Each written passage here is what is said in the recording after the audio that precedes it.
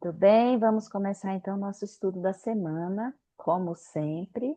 Vamos começar com as preces, na sequência a gente faz a prática conduzida pelo Lama. Na prática eu vou deixar uns 3 minutinhos que ele faz de preâmbulo falando sobre a prática, então a gente vai ouvir um pouquinho o comentário dele sobre a prática que ele vai conduzir, e na sequência a gente faz já a prática com a condução dele. E depois a gente retoma a leitura e compartilhamentos do livro, tá bem? Então vamos lá, as nossas preces iniciais, tomem umas respirações suaves, profundas, para tornar corpo e mente um receptáculo adequado para os ensinamentos e também para estabelecer a conexão com a linhagem, com os nossos mestres, com os nossos irmãos e irmãs, a Sangha,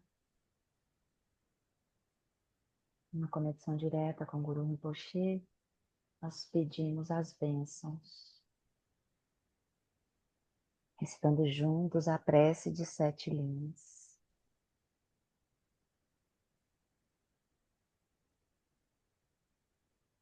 Hum. Na fronteira noroeste de Odiana, no coração de um lótus, está assentado aquele renomado como Padmasambhava, que alcançou o espantoso Supremo Cid e está cercado por uma hoste de muitas daquinis. Seguindo suas pegadas, dedico-me à prática. Por favor, aproxime-se e conceda suas bênçãos. Guru Pema Siddhi Hum. Hum, na fronteira noroeste de Odiana, no coração de um lótus, está sentado aquele renomado como Padmasambhava, que alcançou o espantoso Supremo Cid e está cercado por uma hoste de muitas daquinis. Seguindo suas pegadas, dedico-me à prática. Por favor, aproxime-se e conceda suas bênçãos. Guru Pema Siddhi Hum. Om Orgenyo Dino Jansam Pema Gesarvam Pola Yatsen Chogilyo Drubne Pema Jone Jesudra Porto Kandro Manfreco Deki Jesuda Druki Jinje Lati Sheksu So Guru Pema Siddhi Hum. Refúgio Bodhicitta, no Buda, no Dharma e na excelente Assembleia da Sangha, até que alcance a iluminação, neles eu tomo refúgio. Através da minha prática das 6 perfeições, possam todos os seres sencientes alcançar o estado búdico. No Buda, no Dharma e na excelente Assembleia da Sangha, até que alcance a iluminação, neles eu tomo refúgio. Através da minha prática das 6 perfeições, possam todos os seres sencientes alcançar o estado búdico. Sanje Chodan Sochi Chodnan Va Jancho Bardo Dharmi Chaksuchi Dagi Jinso Jipe Sonanchi Drola Pentir Sanje Drupasho.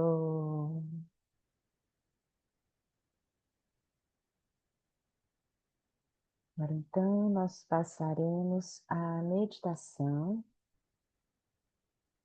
Oi Marcele, que eu não tinha visto, Jacinta, todo mundo que chegou. O Lama vai fazer um preâmbulo, né, como eu disse, da meditação, e aí uns 3 minutinhos e depois já entra na prática.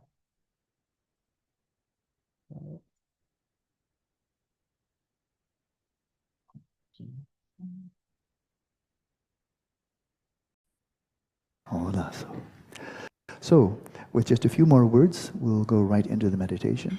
Então, mais algumas palavras e nós vamos entrar direto na meditação.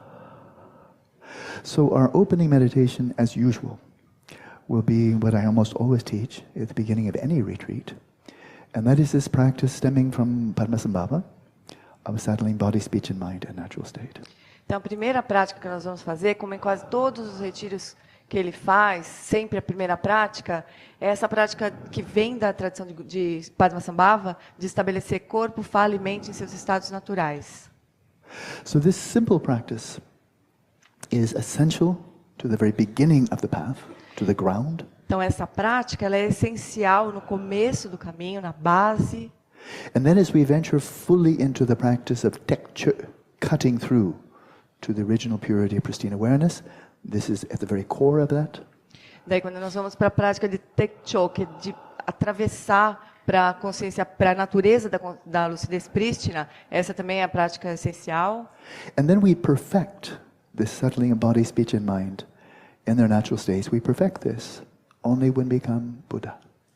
E aí nós aperfeiçoamos essa prática de estabelecer corpo, fala e mente nos estados naturais quando nós nos tornamos Budas. So it's a very simple practice.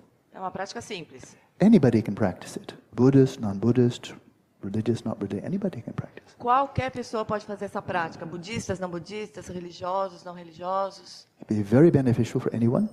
Pode trazer muitos benefícios para todo mundo. During the daytime, for any type of activity we engage in.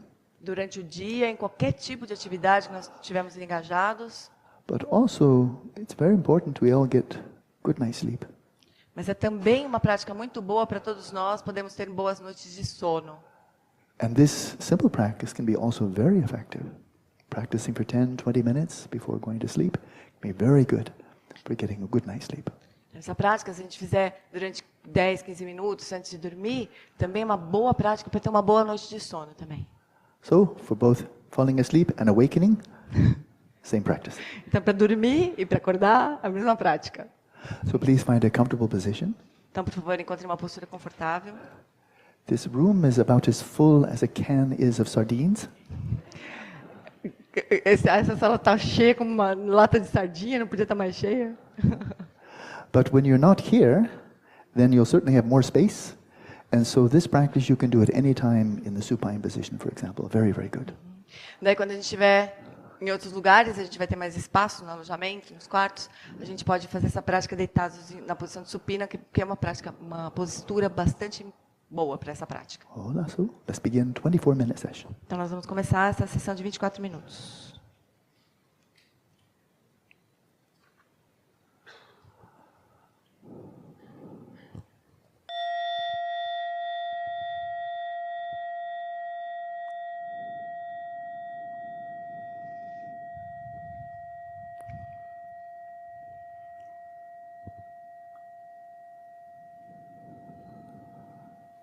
There is only one motivation that is suitable for any Vajrayana practice in general and for Dzogchen in particular, and that, of course, is bodhicitta.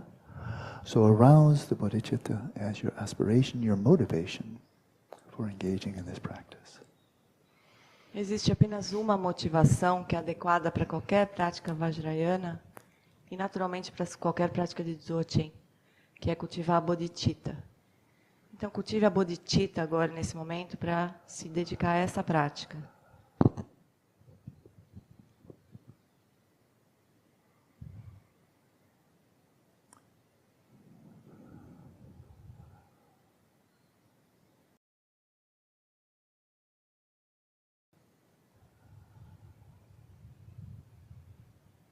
And then with a deep sense of release, let your awareness descend from where it may seem to be up in the head, right down to the soles of your feet, to the points of contact of your body with the cushion, the chair, the floor.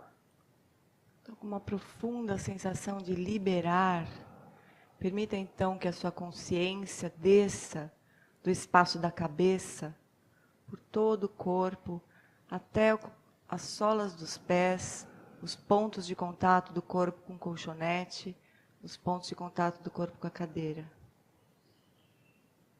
Release your mind into a simple witnessing. Libere a sua mente em um estado de testemunhar simplesmente. A quiet, non-conceptual, non-reactive mode of simple presence or awareness. Um estado de presença não conceitual, não reativo, de pura presença da consciência.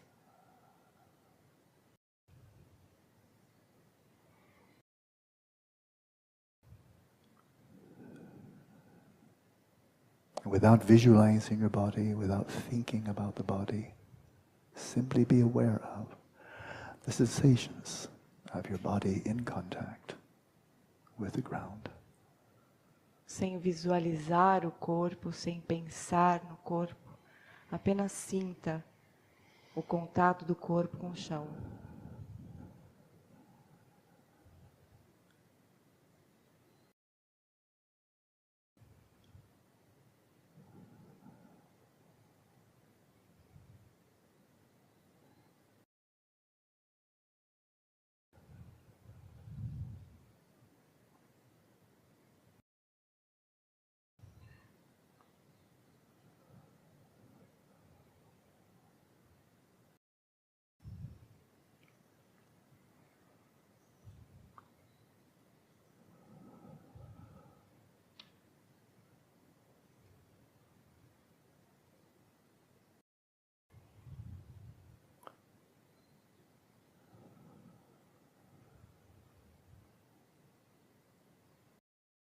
Then like a fragrance filling a room, let your awareness permeate the whole field of your body, from the soles of your feet to the crown of your head.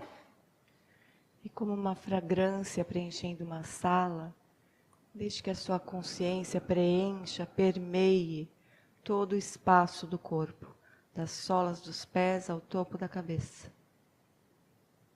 Experience the whole range of tactile sensations arising throughout this somatic space. Sinta todas as sensações táteis que surgem no espaço do corpo, no espaço somático. Both on the surface of the body as well as the interior. Tanto na superfície do corpo como no interior do corpo.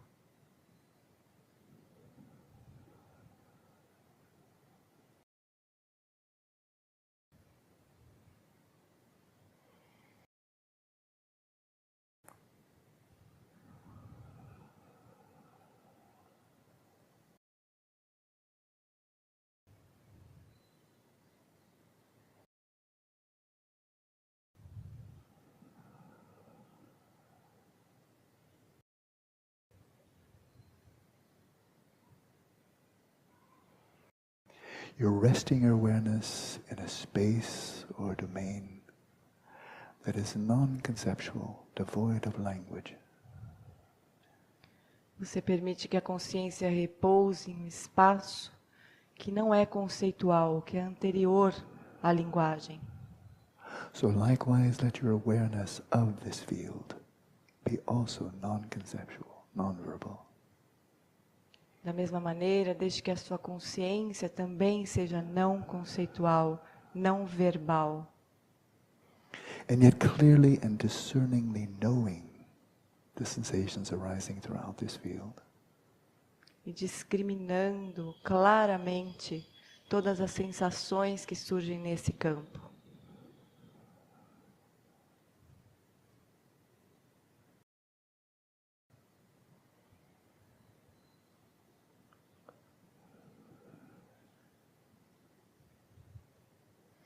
If you feel a tightness or constriction in your shoulders, the base of the neck, with every out-breath, release and more deeply release the muscles in this region.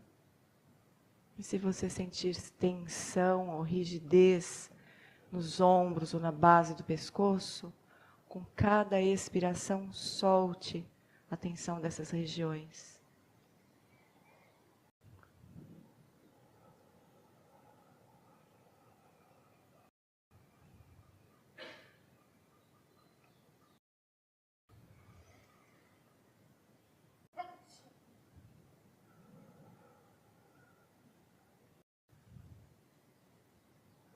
Bring your awareness to the face, which is often a magnet for tension. Traga a sua atenção para o rosto, que em geral é como um ímã para a tensão. And soften the muscles around the face, around the mouth, around the jaws. E suavize os músculos ao redor dos olhos, ao redor da boca e nas mandíbulas. Let your forehead be open, spacious. Deixa a testa aberta, espaçosa. Let there be space between the eyebrows. Sinta espaço entre as sobrancelhas.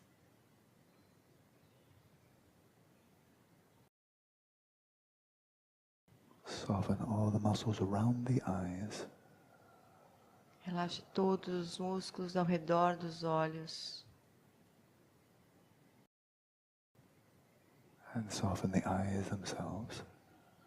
E solte os olhos também.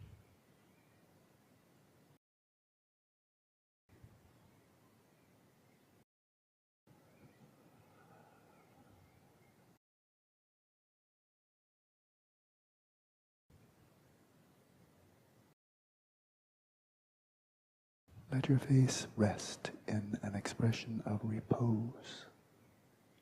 Deixe seu rosto descansar numa expressão de repouso. And rest your whole body in a posture of comfort, of relaxation and ease. E deixe todo o corpo repousar num estado de conforto, de relaxamento, à vontade.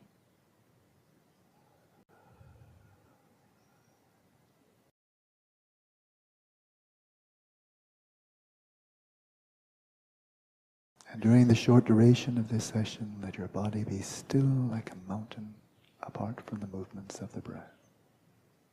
E durante a curta duração desta sessão, deixe seu corpo imóvel como uma montanha, com exceção dos movimentos da respiração.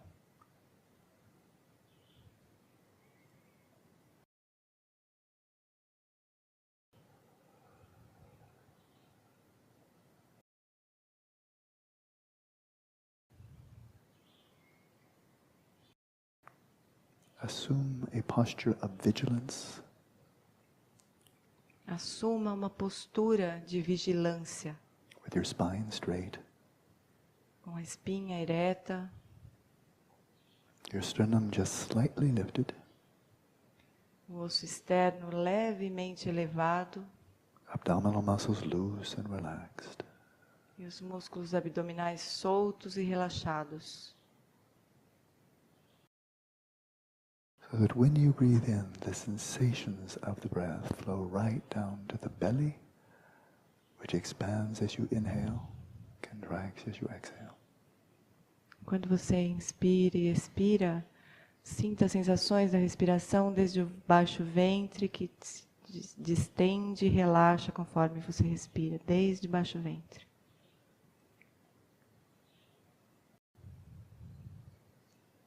In this way, settle your body in its natural state. E assim, estabeleça o corpo em seu estado natural. A state of dynamic equilibrium, entailing relaxation, stillness and vigilance. Um estado de equilíbrio dinâmico entre relaxamento, imobilidade e vigilância.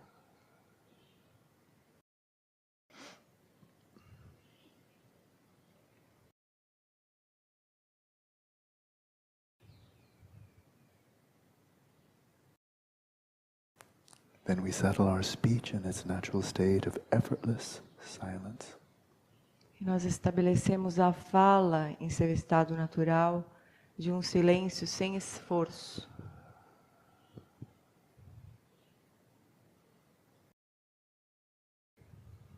And this includes the inner speech, the chit-chat, the commentary of the mind. E isso inclui a fala, a conversa interna da própria mente.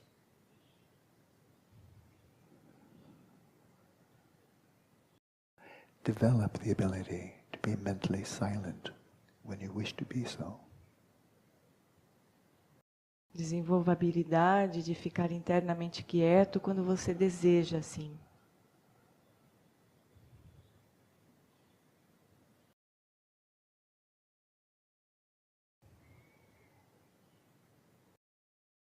To facilitate this, we settle the respiration in its natural rhythm, unforced, unimpeded. E para facilitar isso, então nós estabelecemos a respiração no ritmo natural, sem forçar e sem impedimentos.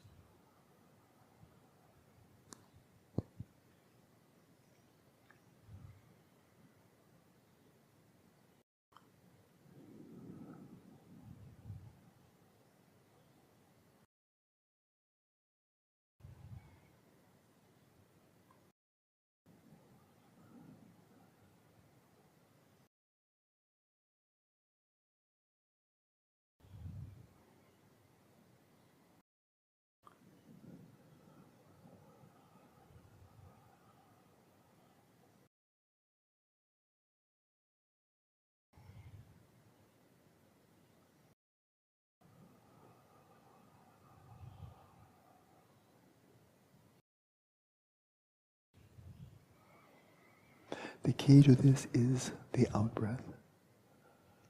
A chave aqui é a expiração. With each exhalation, relax more and more deeply in the body. Com cada expiração, relaxe mais e mais profundamente o corpo.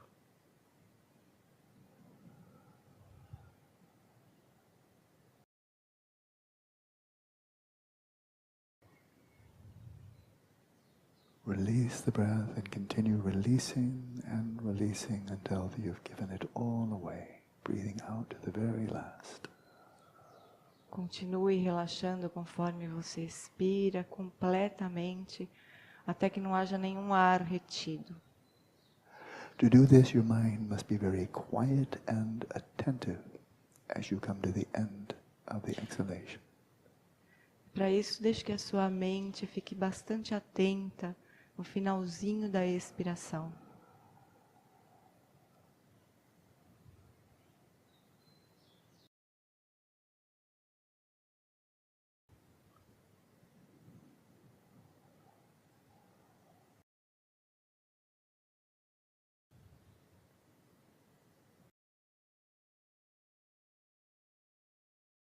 And when you come to the very end of the exhalation, then relax even more deeply.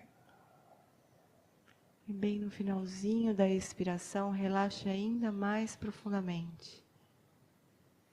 There may be a pause before the next inhalation, in which case let there be a pause and relax.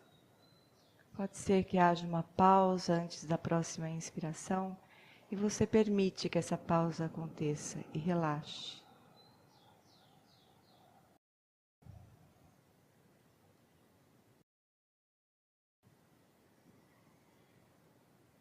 Sooner or later, the next breath will flow in, and as it does so, simply allow it to flow in without pulling it in and without impeding it in any way.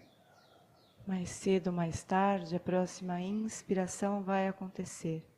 E você recebe essa inspiração, sem puxar o ar, sem impedir que ela aconteça. And whether the in-breath is deep or shallow, short or long, let it be. Let the body breathe without intervention. E quer a respiração seja longa ou curta, deixe que ela aconteça como for, deixe que o corpo respire como ele precisar nesse momento. And with every exhalation, whatever thoughts, images, or memories may come to mind, gently, persistently, release them into the space of the mind. E a cada expiração, qualquer pensamento ou imagem que surja na sua mente, gentilmente e persistentemente, solte-o de volta ao espaço da mente. And return to silence.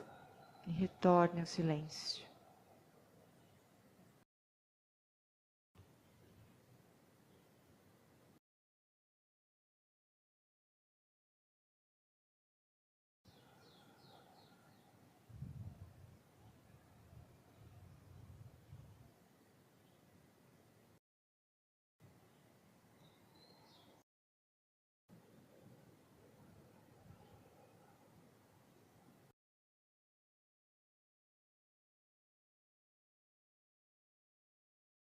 In this way, we settle the respiration in its natural rhythm.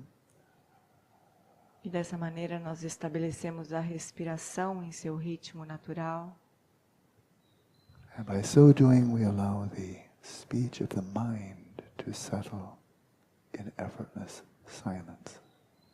E assim nós permitimos que a fala da mente se estabeleça em um silêncio sem esforço.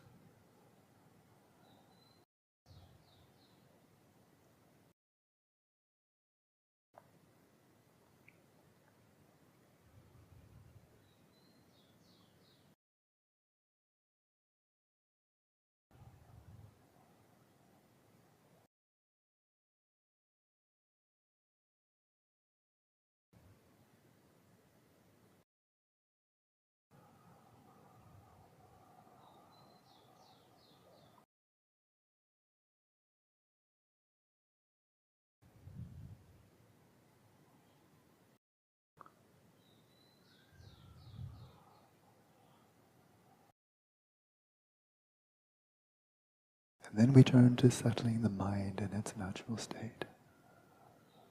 Então nós agora estabelecemos a mente em seu estado natural.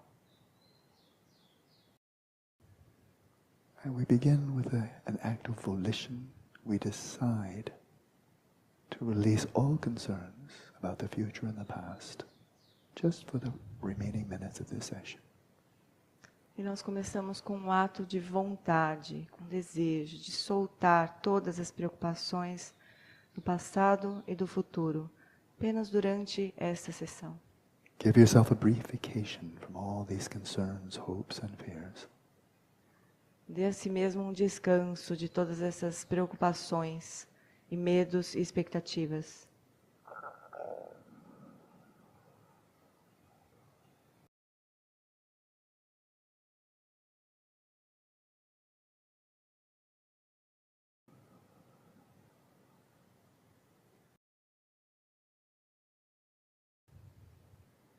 And in the freedom of grasping, the freedom from grasping, of craving, of aversion, awareness comes to rest in the present moment. E com a liberdade das fixações e da aversão, a consciência repousa em sua própria base. Lightly coming to rest in the present moment, like a feather drifting down to the floor. A consciência repousa no momento presente como uma pena caindo ao chão.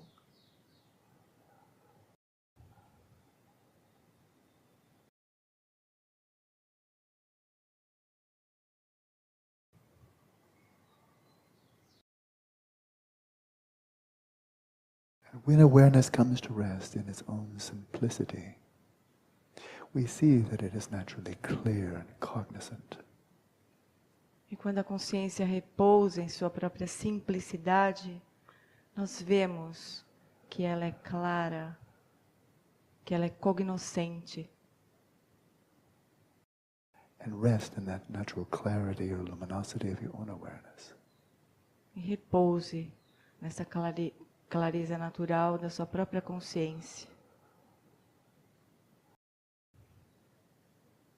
Luminosity not in the sense of being bright like a light or having any appearance or color, but luminosity in the sense of being clearly, vividly awake. Repouse na luminosidade da consciência, que não é luminosa em termos de imagens ou de cores, mas é luminosa no sentido de ser perfeitamente clara e desperta.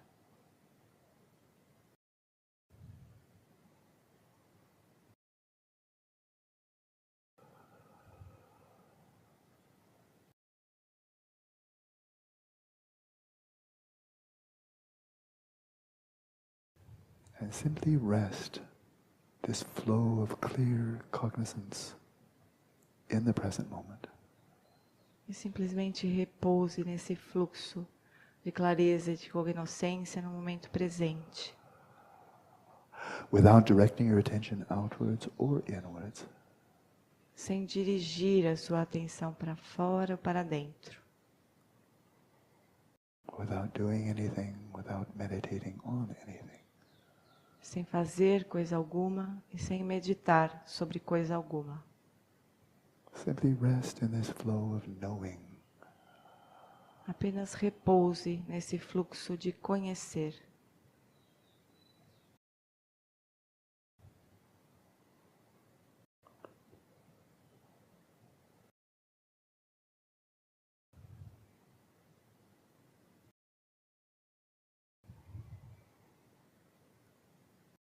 A type of knowing that precedes, that is deeper than any type of concepts or words.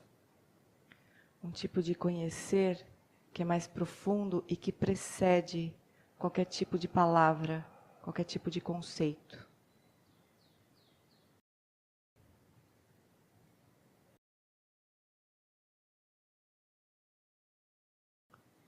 And simply sustain this mindful presence.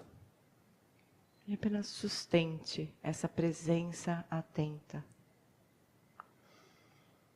Without distraction, which means without letting your awareness stray off to any appearance or appearances or objects to the mind.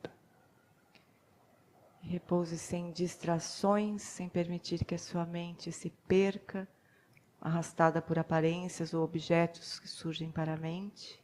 And without grasping.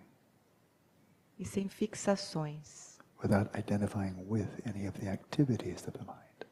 Sem se identificar com qualquer atividade da mente. Let them be.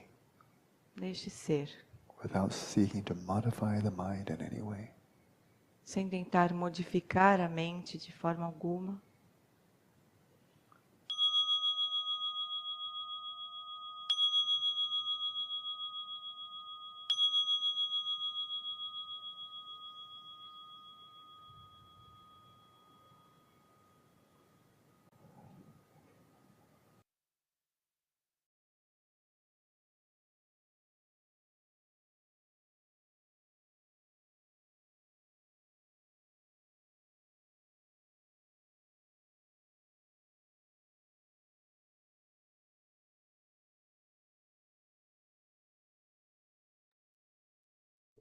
Cada um ao seu tempo, lentamente retomando o movimento do corpo, a interação com o ambiente externo, com a tela.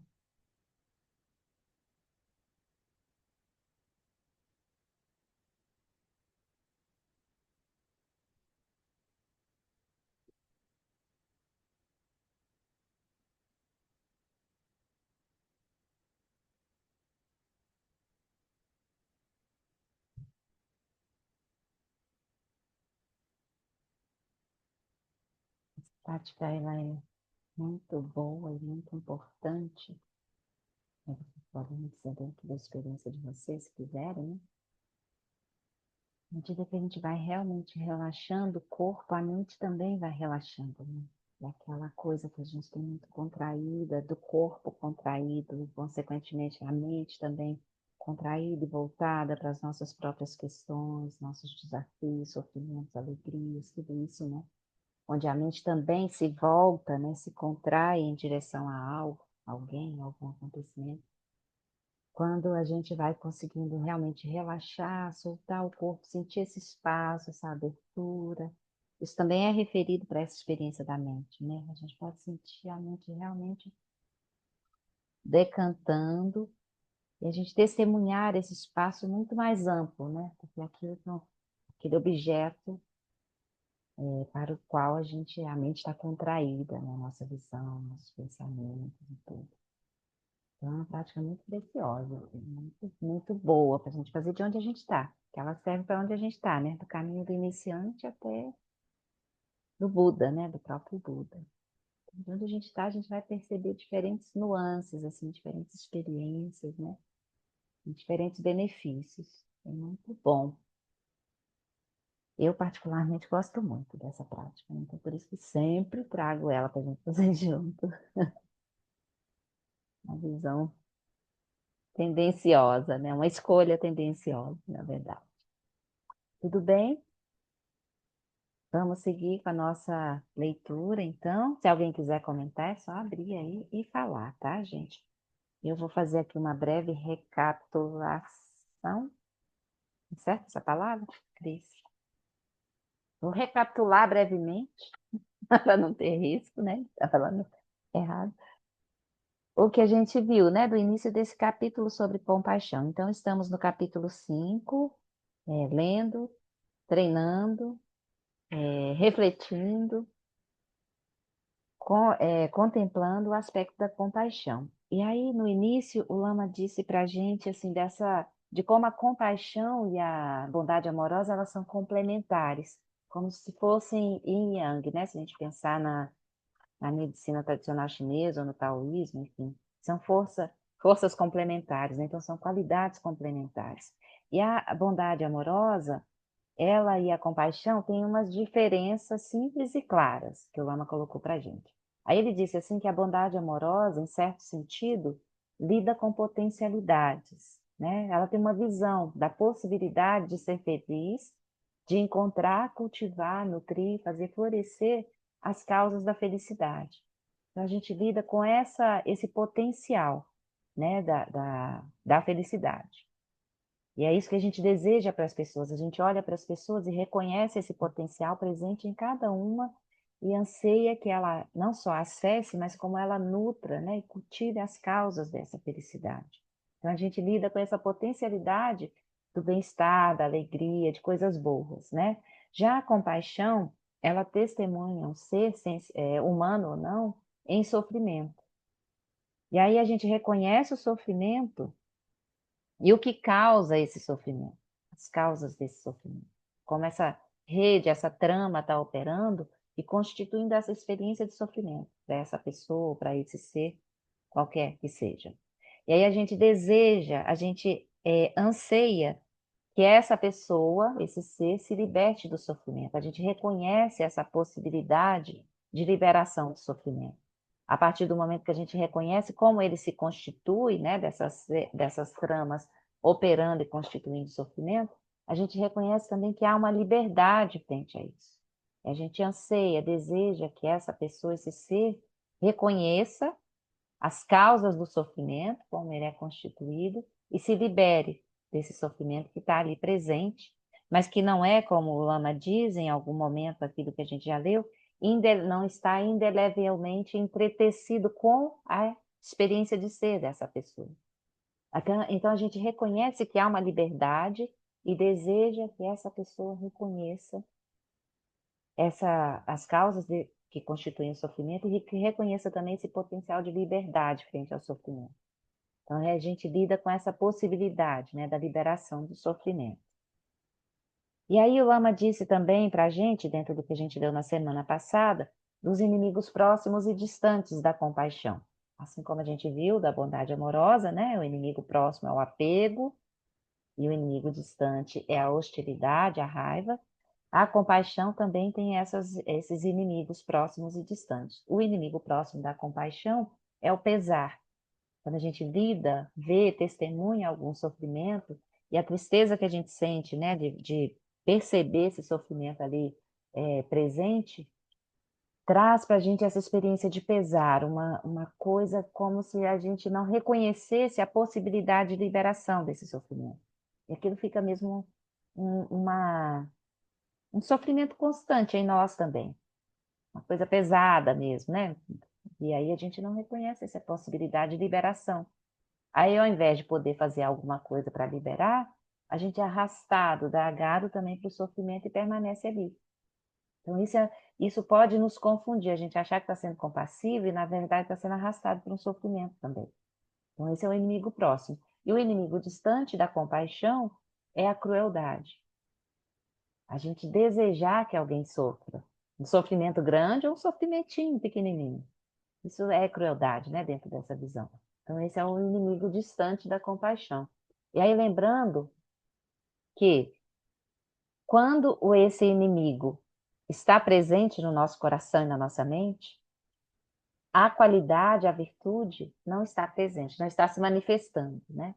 Então, a gente se lembra de quando a hostilidade, a raiva está presente, né? Contraindo o nosso coração e mente num aspecto específico de alguém ou de alguma situação, a bondade amorosa não está presente, né? E aqui, quando a crueldade, seja ela intensa ou disfarçada, está presente no nosso coração e mente, a compaixão também já se perdeu. Porque quando a gente deseja que alguém sofra, qualquer ser sofra, o desejo de que essa pessoa seja livre do sofrimento não está presente, obviamente, né? Então, é importante a gente observar também esses inimigos, né, denominados aqui inimigos próximos e distantes dessas qualidades, porque cada vez que a gente estiver sob essas experiências, né, cada vez que a gente se sentir com raiva, ou se sentir desejando mal para alguém, a gente pode se lembrar, nossa, quando isso está presente, isso obscurece aquelas qualidades que me ajudam no caminho da iluminação. Aquele caminho que eu quero seguir, que eu quero realizar completamente. Então, isso não me ajuda no meu desejo, no meu anseio mais genuíno, mais profundo, né? Então, se a gente reconhece isso, aí a gente pode soltar. Agora, quando a gente está muito, né, muito encerrado na visão, ali com a mente estreita, num aspecto específico, numa situação específica, Aí não tem relaxamento, né? A gente contrai até o corpo e a mente se fecham completamente, e aí a gente fica ali, nesse mundinho estreito, pequeno. Aí a gente faz a prática que o Lama conduziu há pouco, relaxa. Ele solta esses inimigos, né? A crueldade, a raiva, a hostilidade, e amplia o espaço do nosso coração e mente. Aí essas qualidades vão estar ali disponíveis, só para a gente ir lá e acessar, né? Então, só recapitulando um pouco, né? E aí, então, a gente parou num ponto onde o Lama está falando da tristeza, né? Que essa experiência de tristeza, ela está presente. E a tristeza é uma experiência, uma emoção fundamental para o desenvolvimento da compaixão. Porque se a gente testemunha alguém em sofrimento, o primeiro ponto que surge a partir desse testemunho é a gente empatizar, né? A gente ter empatia com o sofrimento da pessoa. E a gente sente tristeza por ver um sofrimento desse tipo ali presente. Então, a tristeza, se ela só permanece e a gente não vê uma possibilidade de mudança ou de ação, a gente sucumbe ao pesar, né? E se a tristeza, a gente reconhece a situação, o sofrimento, essa rede de sofrimento operando, mas reconhece a possibilidade de liberar dela, a gente reconhece uma possibilidade de ação, se coloca em ação, a gente está movendo a compaixão, né? A tristeza está sendo uma força motriz para uma ação compassiva. Então, a gente está cobrindo esse ponto aqui onde o Lama está falando dessa experiência, de como a tristeza presente nos move ou não na direção da ação compassiva. Tudo bem essa breve rememorização aqui do que nós vimos na semana passada. Então, aí a gente vai seguir na página.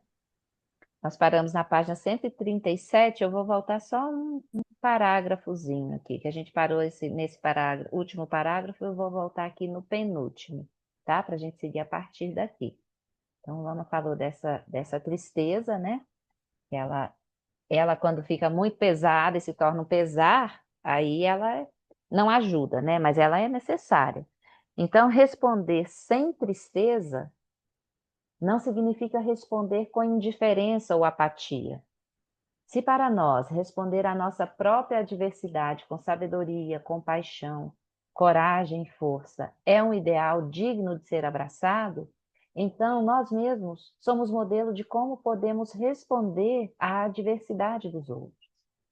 Não sucumbir à tristeza, transformar o que precisa ser transformado e aceitar com equanimidade aquilo que ainda não somos capazes de transformar, se para nós mesmos esse é um ideal que vale a pena, então o ideal para responder à adversidade de outra pessoa seria o mesmo.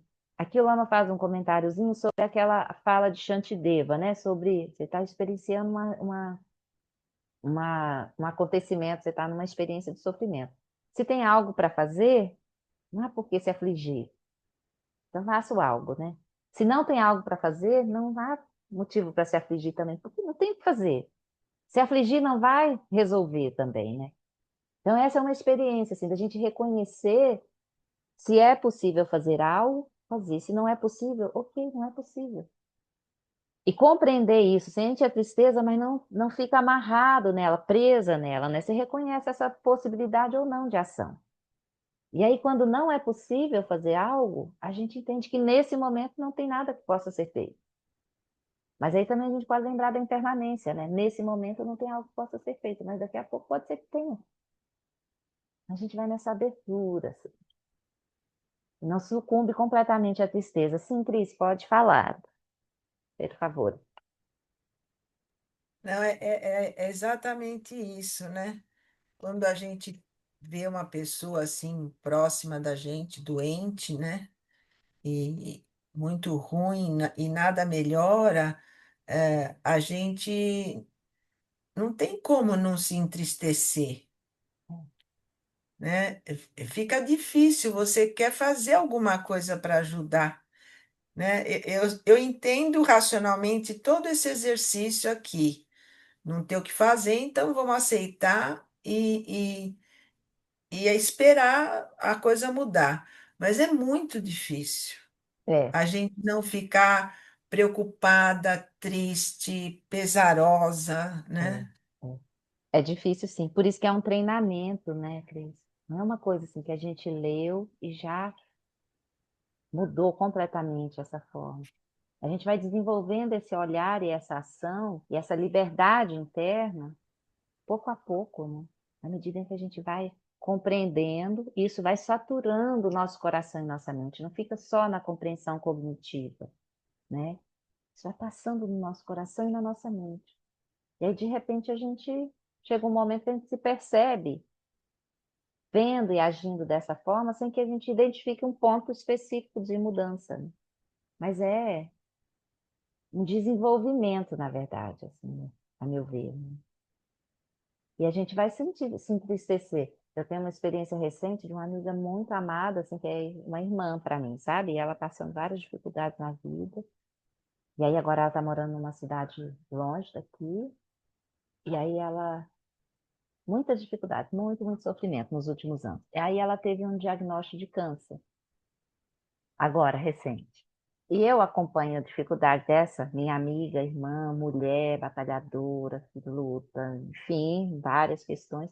E aí, quando ela trouxe esse diagnóstico, eu fiquei assim, é como se tivesse explodido uma bomba no meu coração, sabe? A sensação que eu tive.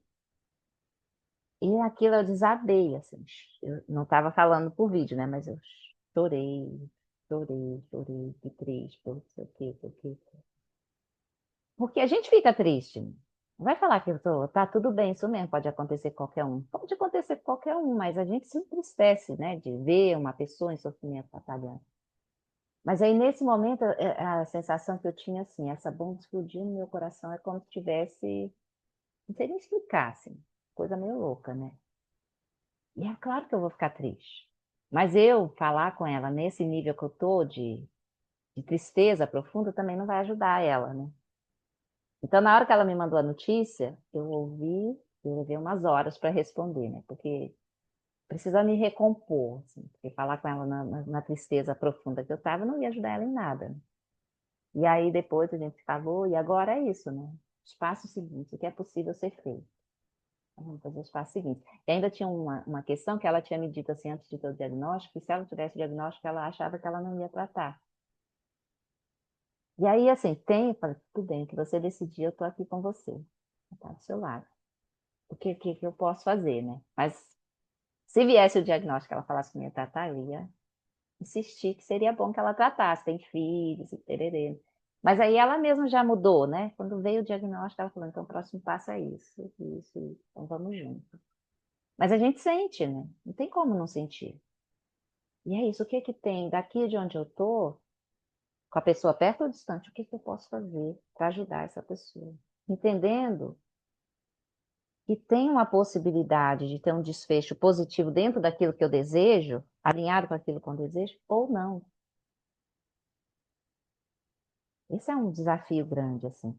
E nessas relações próximas, onde a gente lida com pessoas doentes, com pessoas amadas próximas doentes, passando por dificuldades muito grandes, a gente tem sempre um desejo que aquilo tenha um desfecho sempre de cura, de positivo, né? E às vezes não vai ser assim. E aí, se a gente resiste à possibilidade de que seja algo diferente do que a gente deseja, a gente sofre ainda mais, né? Então, tem casos assim que eu vejo na minha experiência pessoal, compartilhando com vocês, que tem situação em que eu preciso me abrir até para a possibilidade dessa pessoa morrer, ela não está aqui, se essa é uma escolha dela. E é difícil, porque a gente não quer que as pessoas que a gente ama morram assim, né? De graça, vamos dizer assim, por um motivo. Então é muito difícil. A gente vai encontrar, como que a gente vai encontrar essa forma de ação? É só com experiência, né? Tendo esses contatos próximos, assim, vendo como a gente fica, como a gente é arrastado para o sofrimento ainda mais profundo. E é com paciência com a gente mesmo. E é também, sabe, o primeiro ponto, o Lama vai dizer isso para a gente, assim, é a gente reconhecer isso em nós, esse sofrimento movendo em nós, como isso se dá em nós, como isso se constitui, se constrói em nós. Porque quando a gente reconhecer em nós e for capaz de arrefecer, pelo menos, ainda que não seja capaz de ruir completamente com as bases do sofrimento, mas quando a gente atenuar esses nós, né, afrouxar um pouquinho esses nós, a gente vai ter uma visão mais ampla um pouco, mais aberta um pouco para ajudar o outro também. Então vai daqui para lá, né? E aí vai nessa troca. Mas eu acho que é isso, né? Desenvolvimento constante. É assim, né, Aline? Cada momento é um momento diferente, né? É. Eu acompanho vários pacientes assim, e também pessoas próximas. Minha filha tem um câncer de mama, marcador genético, que de fato não tenha nada, né? Minha já fez mastectomia bilateral, não tem os linfonodos também, agora tem que tirar o ovário também, é assim vamos indo, né? Mas, então a gente passa por vários momentos também, a gente, né? E eu tenho um amigo enorme meu agora que está se indo e não tem volta, esse não tem volta mesmo, com um tumor muito agressivo. E aí, às vezes você tem vontade de chorar, mas vamos até chorar um pouquinho, já, Marcelo, chora um pouquinho aqui, vai. Você quer chorar, chora. Mas, agora é o seguinte, ó. Nesse exato momento, o que que essa pessoa está precisando? Se é sua filha, se é seu amigo, tá precisando. O que que você pode ainda oferecer de melhor, né? Porque a pessoa está lá, hospitalizada, deitada, meio paralisada, né? Pode ser até que ela não consiga falar, mas você sempre pode falar alguma coisa, porque a audição é muito boa para isso. E ó, uma coisa positiva, né? Só que tu tem que ter bem preparada para estar assim, bem, coração aberto, mente aberta. Não pensa no passado, não pensa no futuro, não pensa em nada. O que que eu tenho de melhor que nesse exato momento? E aí vem, você pode falar, pode não falar, você pode tocar a pessoa. E é isso. Mas é uma. E aí você se sente bem, porque é um amor, né? É só amor, é só amor. Eu tenho um amigo meu que diz assim, ó, Marcelo, assim, o que que você vai? Eu quero morrer como um post-sapo. Então eu digo, minha filha, vamos lá, porque eu também quero. Nem que Eu leve também muitos quero. eões. Eu também quero. Nem que leve N eons, eu estou nesse caminho, né? É isso Vamos nesse mesmo. caminho, né? Então, assim, no fim fica uma coisa light, assim, mas o pior não, pior não, o melhor é que eu realmente, eu nem que leve 11, porque eu tenho muita coisa para fazer, mas eu quero ser uma bodhisattva, que eu volte milhares, milhões de vezes, mas eu não esse é o caminho. É a aspiração Aí tá, mais Marcos, então vamos profunda. nós dois. Digo, vamos nós dois, então. É isso mesmo. E é isso, né? Como a Marcela está dizendo. Obrigada, Marcela. Às vezes não tem nada que a gente fazer mesmo. Mas Tem momentos. a presença real, né? É que transborda amor, né? Extravasa amor. E a pessoa sente, né? A gente sente, a pessoa sente, não tem nada para fazer, mas parece que apesar de estar numa situação super difícil, sem ter o que fazer, ainda tem uma leveza, uma alegria. Que bom que você está aqui. Ai, que bom que a gente está em essa conexão. Né? Tem uma sensação, apesar de todo o sofrimento, de um bem-estar subjacente, assim, para mais profundo. Né? Muito lindo. Obrigada, Marcele. É Quando a pessoa experiência. se vai, tá sendo, o mais importante é uma mente light, leve. E às vezes eu olho assim, eu vejo que o paciente está mais preparado que a família. O É. paciente já está preparado, a família não está nada preparada. Você abraça a família, mas a família está aquele pesar. E, e às vezes, sabe o que eu sinto às vezes que com o paciente em si mesmo, existe um caminho, existe uma atmosfera mais light, assim, uma coisa assim amorosa. E a família é um pesar tão profundo que por mais que eu não, essa mesma conexão, né? Uhum. E eles esperam que você tenha um pesar, eles estão esperando que você tenha um pesar. E você vai lá, e então eu não falo nada, eu abraço, porque eu não tenho o que falar. E eu sinto o pesar da família, o pesar de uma mãe, de um pai, de uma esposa, sabe? De um filho, né? É. E eu só posso abraçar, porque eles vão ter que, né? Mas é interessante de ver. Uma vez também uma amiga minha, que nem uma grande amiga minha, ela fez um câncer de mama terrível. Sabe quando eu cheguei perto dela, ela me confortou. Eu vi que eu estava pior do que ela. Veja, né? Existe ela foi um grande aprendizado para mim. E aí, quando eu vi ela, eu me liberei e abracei ela assim, era amor puro. Então, São os momentos mais lindos que eu tenho na minha vida, são esses momentos. Eu viveria mais 10 mil vezes só para ter esses momentos. de limpeza com outro ser, sabe? Não tenha, aí é a não dualidade, não tem eu e outro, não tem, é diferente. E a minha Uhum. profissão me permitiu muitas vezes ter esse presente. Então eu tive com minha mãe, com meu pai, com meu irmão que faleceu, com todo mundo. Então eu me sinto presenteada. Esses momentos são os momentos mais genuínos que eu tenho. Que eu posso levar com meu coraçãozinho. Agora a Obrigada. família é difícil. A É, família é difícil. Porque a família está presa nos, né? A família precisa de muito tempo. é. Então, às vezes, um tempo, 6 meses, um mês, depois eu chego lá, continuo abraçando. É só abraçar, porque se eu falar, eu posso dar um tiro, né? É. Eu posso dar um tiro errado. Posso fazer uma coisa que não seja positiva. Então, o abraço não tem errado. Eu botar meu coração em abraçar, não erro. Não E falar é uma isso. coisa que a pessoa vai interpretar. Que as palavras, elas se confundem muito. E é isso, né? Nesse abraço que está emanando ali é amor e compaixão, né? As duas forças juntas, né? O coração transborda. E Marcelo, você é um aspirante a Bodhisattva, mas já é um Bodhisattva em ação, né? Você está aí. Não, não. Eu vou indo.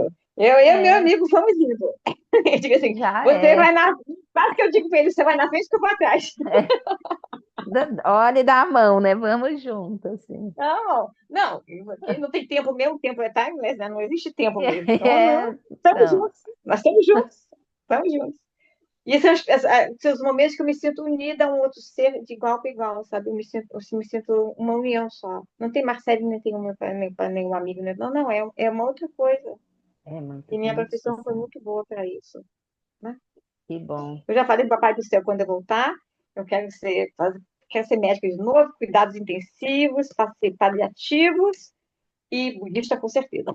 Ah, isso aí, a semente já está plantada, ela vai florescer, Está com certeza. plantada, está No fim, a plantada gente e já vamos lá. dedica os méritos também, Marcelo. Não vamos esquecer nunca, né? Cada prática, a semente está Não, e plantada e ela quando eu vai me for florescer. ter que partir também, tem uma, São País, sabe uma coisa mais, tem uma oração do Gampopa, um livro do Ornamentos nele, assim, que eu já li há mais de 10 anos atrás, eu já disse para todos meus amigos, quando eu me partir, me despedir, olha, leiam essa oração, porque ela fala assim, quando eu partir eu quero ser feliz, eu achei feliz, Muito bom.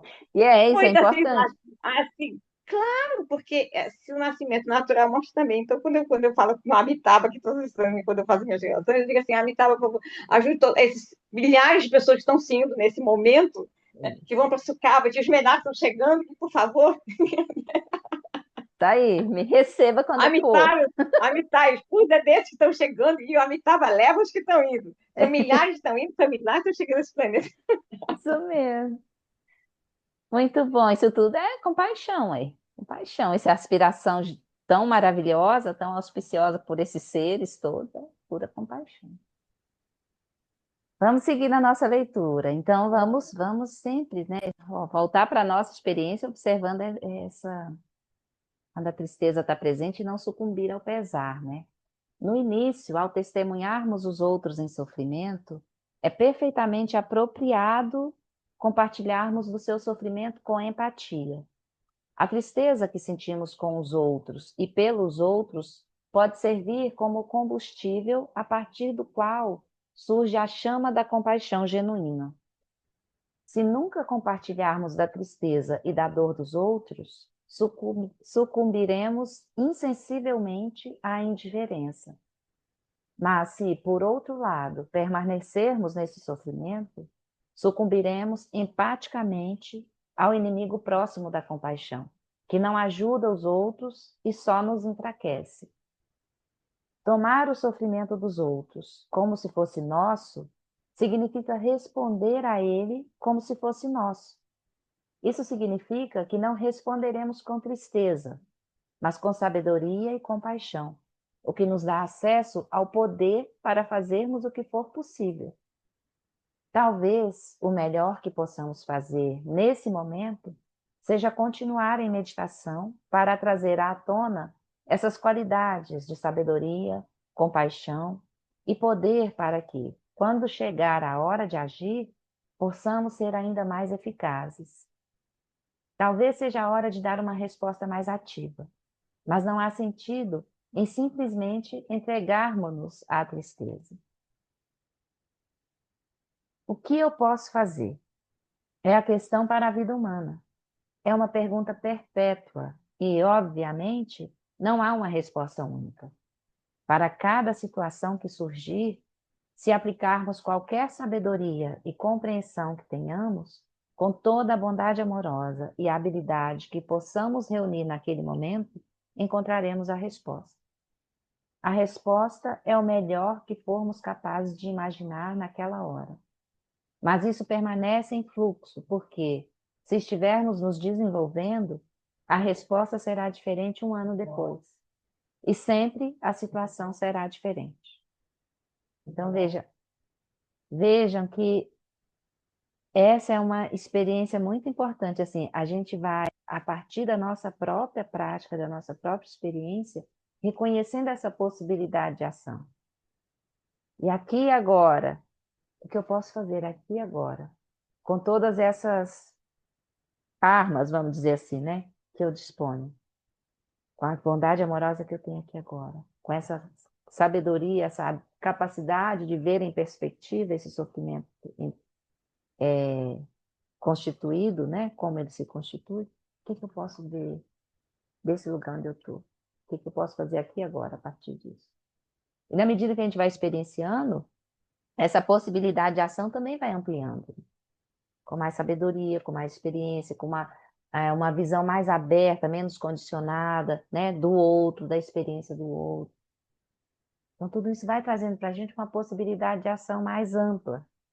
E às vezes é isso, a mesma situação que a gente vive hoje, a gente tem uma resposta, se a gente viver daqui a um ano, a gente possivelmente vai ter uma resposta diferente. Ou situação que a gente vive hoje, que a gente já viveu parecido um ano ou dois atrás, a gente observa que hoje a gente tem uma forma de responder, de agir diferente. A gente vai abrindo espaço, ampliando as perspectivas. E principalmente, assim, nesse caso também, essa possibilidade da empatia, quando nós nos colocamos para compreender a experiência de sofrimento do outro, nós nos colocamos, ou tentamos, né, nos colocar o mais próximo da experiência do referencial do outro. Não entender a partir do nosso referencial, mas do referencial do outro. Como isso é constituído no outro. Baseado na história de vida, nas experiências, nos condicionamentos, na visão de mundo. O sofrimento é constituído a partir de todas essas nuances, né? O nosso a partir das nossas próprias e o do outro a partir do outro. Então não dá para a gente resolver eliminar o sofrimento do outro com as nossas escolhas e ações baseadas nos nossos referenciais. Porque seria muito simples a gente ver lá e falar, não, então faz isso e isso, pronto, resolveu. Mas não é bem assim, né? Então aí na prática, que vai ter mais adiante aqui que o Lana vai conduzir para a gente, ele vai trazer essa ele vai nos convidar a fazer essa troca de lugar com o outro, de ver o sofrimento do outro pela perspectiva, pela experiência do outro. Mas aí a gente vai fazer mais adiante. Então vamos. Tudo bem até aqui? Hoje eu estou falando demais, vocês estão falando pouco. Vamos seguindo. Nossa cultura parece dizer que se você não se sentir triste pela angústia de outra pessoa, você é indiferente ou incapaz de sentir emoção. A tristeza é falsamente igualada à compaixão. Se eu estiver sofrendo de uma doença e uma amiga se pusesse a chorar, dizendo que sentia muito, isso não me faria bem. Mas se, ao invés disso, ela me oferecesse algum remédio, isso me interessaria. Me interessaria muito. A tristeza, por si só, não é útil. A história do nascimento de Tara, a partir de uma lágrima, é uma bela expressão poética precisamente deste ponto. Avalokiteshvara foi um grande bodhisattva, a corporificação da compaixão desperta e ilimitada, e que trabalhou para aliviar o sofrimento de todos os seres. Vida após vida, ao longo de bilhões de anos, não apenas em nosso planeta, mas em incontáveis mundos. Avalokiteshvara se dedicou, atendendo a cada ser senciente, esforçando-se para ser útil. Depois de muitos anos, ele parou para fazer um balanço e examinar os frutos do seu trabalho. Quando olhou em volta para a vasta extensão de incontáveis seres sencientes, viu que o sofrimento ainda era infinito. Ele desatou a chorar e de uma de suas lágrimas surgiu Tara, a corporificação da compaixão dinâmica em ação. E ela disse: não se desespere, vou ajudá-lo. Quando o espírito de Avalokitesvara é articulado em palavras, ele se transforma no mantra Om Mani Padme Hum. Então, esse é um mantra que a gente pode sempre estar entoando, né? Recitando Om Mani Padme Hum. O espírito de Avalokitesvara articulado em palavras. Quando penso em como Dalai Lama lida com a dor gigantesca do seu próprio país, sei que há raras ocasiões em que, como Avalokitesvara, ele simplesmente cai em prantos. Lembro-me dele falando sobre um grupo de 15 ou 20 refugiados recém-chegados que tinham uma audiência com ele. Eles contavam ao seu amado professor e líder sobre a crueldade e sobre a tortura que haviam sofrido. E enquanto contavam a história, todos começaram a chorar. O Dalai Lama descreveu a cena da seguinte maneira: eles começaram a chorar, e então eu comecei a chorar, e todos choramos juntos. Mas, ao contar a história, ele ria e parecia quase eufórico. O que aconteceu foi um episódio, veio e passou. Mas o que parece ser o seu estado basal é uma leveza vibrante em face da ocupação militar de sua terra natal e da exploração e tortura de seu povo. Essa é a resposta dele. Se, em vez disso, ele tivesse sucumbido à dor nos últimos 30 anos, seria justificável. Agora mais de 50. Né? Mas acho que seria inútil. Mas acho que ele seria inútil. E a cultura tibetana poderia não ter sobrevivido no exílio. Seu exemplo me dá confiança de que o pesar não é necessário. Não é útil para nós e nem para os outros. Em vez disso, que possamos perseverar com vigor, leveza e força. Esse seja um exemplo para a gente, né? Porque há situações realmente em que nós não temos o que fazer. Mas lidar com isso com pesar não nos ajuda também, né? Esse exemplo do Dalai Lama é muito potente, assim. Imagina se ele tivesse sucumbido ao pesar. Possivelmente nem nós teríamos acesso aqui aos ensinamentos do budismo tibetano como a gente tem agora. Né? Que a partir desse episódio trágico, um sofrimento intenso para tantos centenas de milhares de pessoas, né, nessa questão do Tibete, o budismo tibetano se disseminou pelo mundo. E aí a gente pode acessar e praticar. Se sua santidade tivesse sucumbido ao pesar, possivelmente, talvez teria chegado a nós, assim, mas possivelmente teria sido muito mais difícil para centenas de milhares de exilados, por exemplo. Então, não é que não tem tristeza, né? Tem tristeza por toda a situação.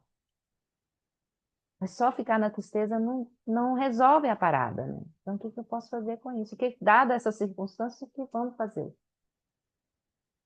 É sabedoria, né? Pura sabedoria. Isso serve para a gente, né? Nos momentos pessoais, assim, das nossas vidas, a gente olhar e reconhecer essa abertura e essa sabedoria. E serve também para as experiências coletivas, né? Nossa sociedade, dos grupos menores e dos grupos maiores, né? A gente pensa em todo aspecto coletivo, social, né? Político, né? Cada hora é uma cena nova que surge para a gente ficar aflito, né? E com medo, e não sei o quê. A gente tem a sua santidade Dalai Lama como exemplo, assim, como referência, né? Se as coisas se apertarem demais, que dá para fazer? Né? E mesmo assim também não vamos sofrer agora por uma coisa que pode ser no futuro, né? Aqui e agora, vamos lidar com o que acontece aqui e agora. Acho que é suficiente para a gente ir desenvolvendo, né? A compaixão. Reconhecendo a compaixão, né? Nutrindo para florescer. Tudo bem? Eu acho Até que isso é, sim, eu acho que isso é um exemplo também de domar a mente, né? que a gente precisa domar a mente. Porque a mente está treinada, esse treino do pesar é um hábito também que a gente tem, né? É uma coisa triste, então é um hábito. Então a gente pode treinar a mente de processar de uma outra forma o mesmo episódio. É, É um treino. é, é isso mesmo. Isso é E muito aí, importante, porque a mente, ela não é. Porque eu tenho esse pesar, vou ficar com esse pesar sempre, não. Ele vai aparecer, mas minha mente, ela é, né, se treinar. Nada é fixo. exato. Se a gente lembrar, né, por isso as práticas de Shamatha e Vipassana são fundamentais também. Né? Que a gente, para reconhecer como a mente está operando, para olhar para a mente, a gente precisa das práticas de Shamatha, né, de essência Sim. meditativa. Aí vai reconhecer esse espaço, né, como a prática que a gente fez hoje, no início. É. É uma prática Uhum. de Shamatha. Então a gente olha, né, a gente reconhece como a mente está operando, como isso está surgindo. E nas práticas de Vipassana, a gente vai observar e investigar a natureza dessas experiências. Isso que parece tão constituído enquanto experiência de sofrimento, onde é que está isso? Isso que parece tão sólido, onde é que está a solidez disso? E o que é, né, como na linguagem do Eric, o que é que está experienciando, vendo isso como sólido? E aí as práticas de Vipassana vão ajudar a gente a reconhecer a natureza dessas experiências, que é uma natureza livre, né, em última instância. Fato é que a gente, condicionado pelas nossas visões, pela uma vida inteira, né, pela sociedade que a gente cresce, né, que tem um estímulo maior de perceber e agir de uma forma ou de outra. Se a gente tivesse crescido numa sociedade onde se falasse constantemente dessa experiência de bondade amorosa e compaixão, a nossa experiência frente ao sofrimento seria diferente, com certeza. Então, tem todo um condicionamento, né, tem vários condicionamentos referenciais que levam a gente a perceber as aparências e as experiências da forma que a gente percebe. Mas isso, essas aparências e experiências, pensando nas práticas de Vipassana, né? Elas por si sós não são aquilo que a gente está constituindo enquanto experiência sólida. Né? Ela surge como aquilo que a gente percebe a partir dos conceitos e da designação e dos rótulos que a gente imputa a essa aparência, a essa experiência. Então, a gente vai precisar das práticas de Vipassana também, para conseguir ter esse espaço de liberdade frente a essas experiências de sofrimento que parecem sólidas demais. Né? Então, a gente vai fazendo tudo junto, né? Um pouquinho de cada, reconhecendo a nossa mente, observando a sensação de solidez daquela experiência que a gente está vivendo e onde é que está a solidez disso. E aí, bondade, compaixão, equanimidade, tudo junto, né? A gente nessa experiência das práticas todas, a gente vai abrindo esse espaço cada vez mais. Tudo bem, gente? Aninha hoje e Paulo estão tão caladinhos. Estou até aqui pensando se aconteceu alguma coisa. Eu acho que um aspecto importante também, muito, muito anterior até eu poder manifestar compaixão pela dor do outro, é estar mais atento para observar o como eu me movimento no mundo de maneira autocentrada, como eu não estou preparado para ver, como você colocou, né, o ponto de vista do outro, sentir como o outro sente. Então, esse treinamento que a Marcele fala, acho que começa por eu aprender a estar mais atento à minha própria atitude, olhar quando ela é autocentrada,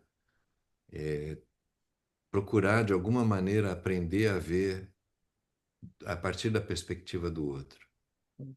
Esse é um momento que eu sinto agora, assim, né? Isso é fundamental, né?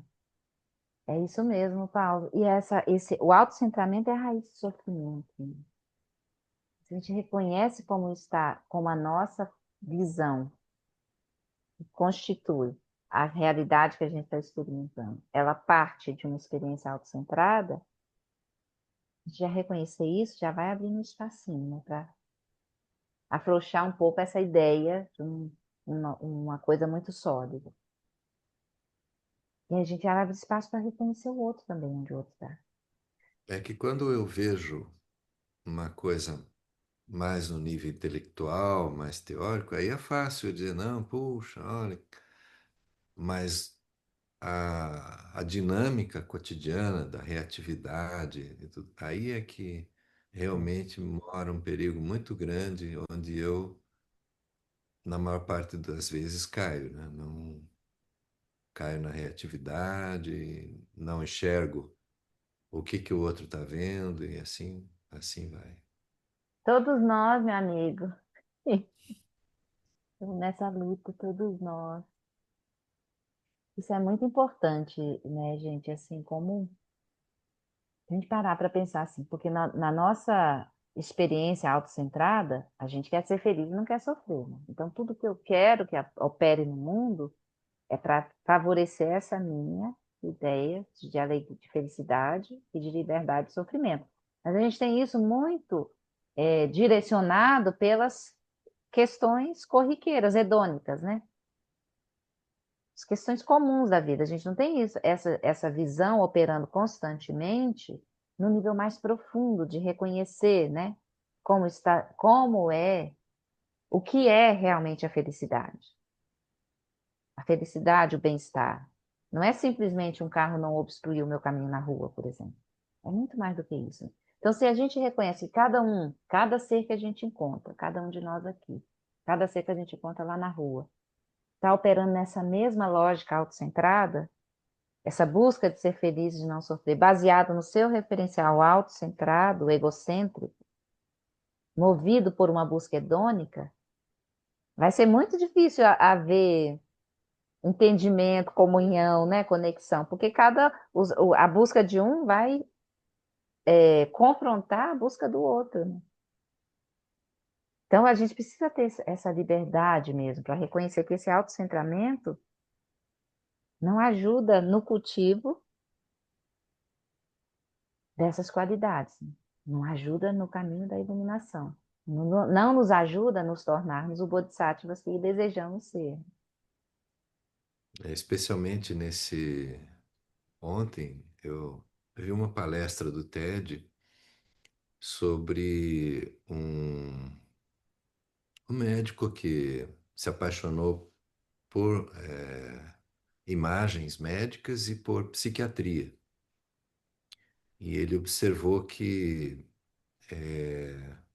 na prática médica, todas as especialidades têm algum tipo de imagem para ver o problema. O ortopedista vê lá a perna quebrada, o cardiologista vê imagens do coração de várias formas e assim por diante. Mas o psiquiatra, diz que estamos trabalhando como em 1800 e tanto ainda, tentando ajustar um grupo de sintomas e adivinhar um que poderia fazer efeito. E aí, quando ele conseguiu fazer um tipo de mapeamento da circulação sanguínea no cérebro e ver, ele viu, por exemplo, duas pessoas com depressão, cada uma tinha problemas completamente diferentes na dinâmica, da fisiologia do cérebro. Então, o tipo de remédio que fazia bem para um não era o mesmo que fazia bem para o outro. E aí essa visão dele nessa palestra abriu um caminho que, naturalmente, todo caminho novo sempre gera controvérsias, dificuldades, né? Mas ele tem trabalhado com uma equipe dele e outros, né, cientistas, difundindo essa visão de olhar a causa. Às vezes é um tumor, a pessoa se torna violenta e retirou aquele tumor, ela se torna uma pessoa saudável, com reações mais tranquilas. Então, justamente olhar que o outro que eu estou vendo pode estar acometido de algum tipo de problema até fisiológico e, portanto, tendo reações ou de raiva ou de agressividade, etc., causadas por esse tipo de problema fisiológico ou químico, sei lá. E, na verdade, eu estou sempre esperando que o outro esteja vendo as coisas como eu mesmo estou vendo. Não é verdade, né? Exato. É um desafio, né? Um desafio para a gente conseguir ver, né? Porque perceber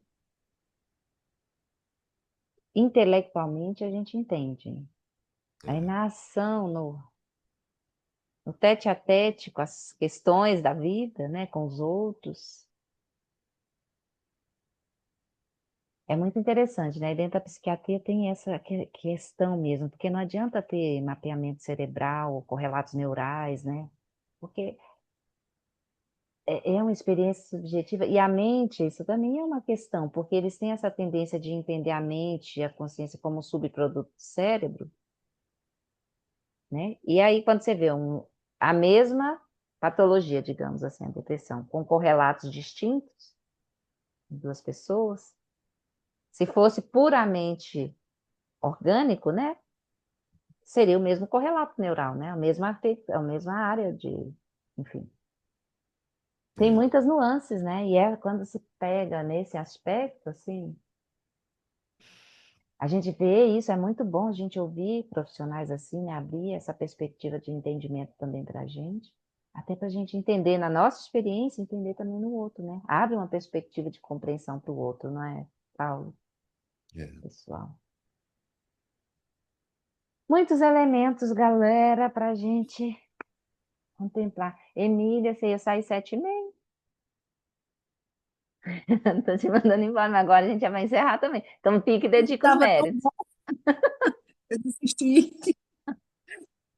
Ah, então, pique e dedica os méritos também. Porque agora vamos ver aqui, a gente vai parar. Deixa eu só marcar para não perder. Na perguntas e respostas, na semana que vem, a gente continua a partir daqui, tá? Vamos fazer então as orações e a dedicação dos méritos. Aí cada um de nós pode trazer na mente, no coração, as pessoas, os seres que nesse momento estejam passando por qualquer tipo de sofrimento, aqueles que também partiram, o caminho deles seja livre, tenha todo apoio. As pessoas que nós amamos, as que nós não amamos, as que são fáceis de conviver, as que são difíceis. Nós dedicamos os méritos, as virtudes desse nosso tempo de estudo e prática. E dedicamos também ao nosso próprio caminho. Esses méritos, virtudes dessa prática, desse estudo de hoje, sejam sementes plantadas no nosso caminho, desta vida e de todas as próximas. Que elas possam florescer em cada ação meritória, em cada virtude que nós compartilharmos em nossas vidas.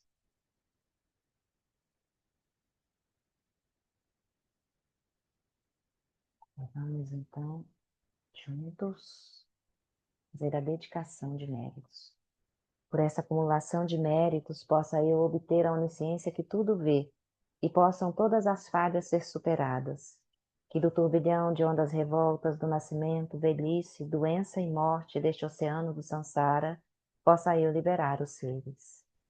Sonandi tanchesi pani, tomei ne pedanam panjeshin.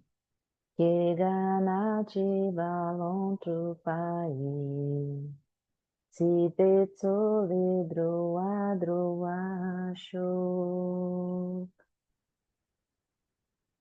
Prece de longa vida à sua santidade, o Dalai Lama. No reino cercado por anéis de montanhas nevadas, você é, sem exceção, a fonte de todo benefício e felicidade. Poderoso Avalokiteshvara, Senhor da compaixão, Tenzin Gyatso, que seus pés de lótus permaneçam firmes por centenas de éons. Prece de longa vida a todos os lamas, todos os nossos mestres, especialmente ao lama Alan Wallace.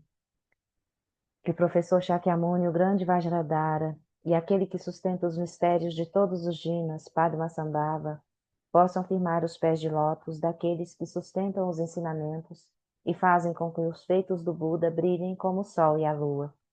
Aquele que derrama uma grande chuva de amor sobre seres em terras distantes e sustenta-os com o néctar dos ensinamentos do Buda. Aquele ilimitadamente afortunado, o grande ser conhecido como Alan Wallace, possa sua vida ser longa. Em Jambudvipa em geral e especialmente no Ocidente, você ilumina os ensinamentos dos Jinas como a luz do sol. Ó Mestre, possam sua longevidade e seus feitos ser muito extensos, e possa você guiar todos os seres no caminho da liberação. Por essa virtude, possa eu rapidamente realizar o Lama de Odiana, e possa eu conduzir todos os seres, sem exceção, a esse estado de realização. Gyoadilho Dudá, Rogen Lama Dugyune, Doatike Malupá, Deisala Gopá, Show. Muito obrigada, queridos, Obrigada. companhia. Obrigada a você, boa noite para Nos todos. Obrigada, Aline. Um semana que beijinho no vem. coração de todos. Beijos, tchau, Obrigada. boa noite. Beijos.